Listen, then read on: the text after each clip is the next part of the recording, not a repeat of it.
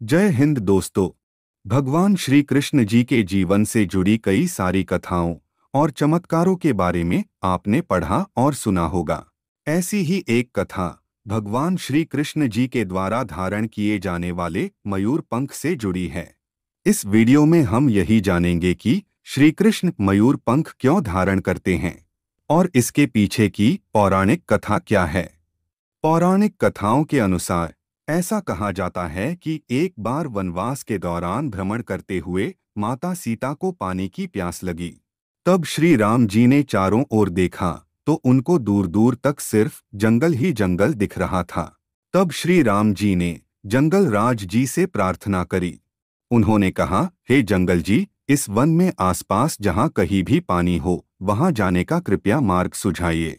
तभी वहां पर एक मयूर यानी कि मोर आया।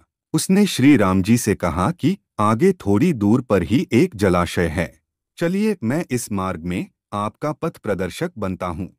लेकिन इस मार्ग में हमारी भूल चूक होने की संभावना है।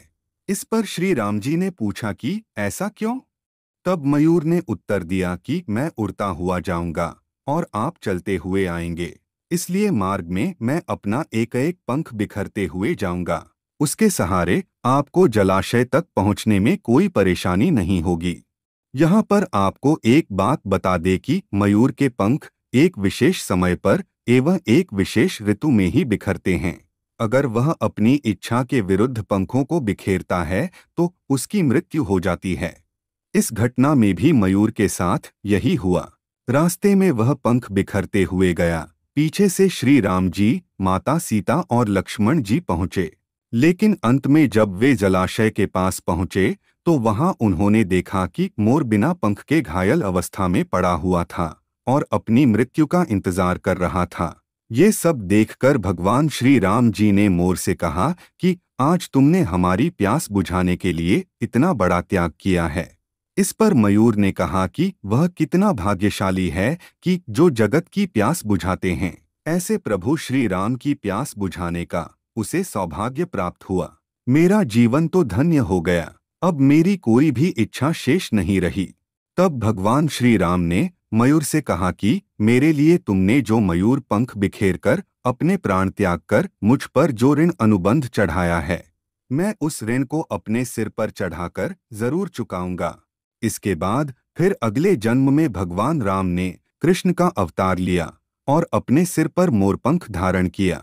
राधा रानी के महल में भी बहुत मोर हुआ करते थे। जब भगवान श्री कृष्ण की बांसुरी की धुन में राधा जी नृत्य करती थी तो उनके साथ मोर भी नाचा करते थे। एक दिन किसी मोर का पंख नृत्य करते समय जमीन पर गिर गया, जिसे भगवान श्री कृष्ण ने उठाकर अपने मस्तक पर सजा लिया। भगवान कृष्ण के सिर पर स्थित मोर पंख राधा कृष्ण के प्रेम की निशानी भी माना जाता है। मोरपंख में सभी तरह के रंग पाए जाते हैं, गहरे और हल्के। भगवान श्री कृष्ण मोरपंख के इन रंगों के माध्यम से यही संदेश देना चाहते हैं कि हमारा जीवन भी इसी तरह के सभी रंगों से भरा पड़ा है, कभी चमकीला तो कभी हल्का। इसी तरह जीवन में भी इन रंगों की भांति कभी सुख आते हैं तो कभी दुख। इसीलिए जब श्री कृष्ण ने द्वापर युग में जन्म लिया तो मोरपंख को अपने मुकुट पर सजाया और अपना वादा पूरा किया। दोस्तों, ऐसी ही रोचक जानकारी के लिए वीडियो को लाइक और चैनल को सब्सक्राइब जरूर कीजिएगा।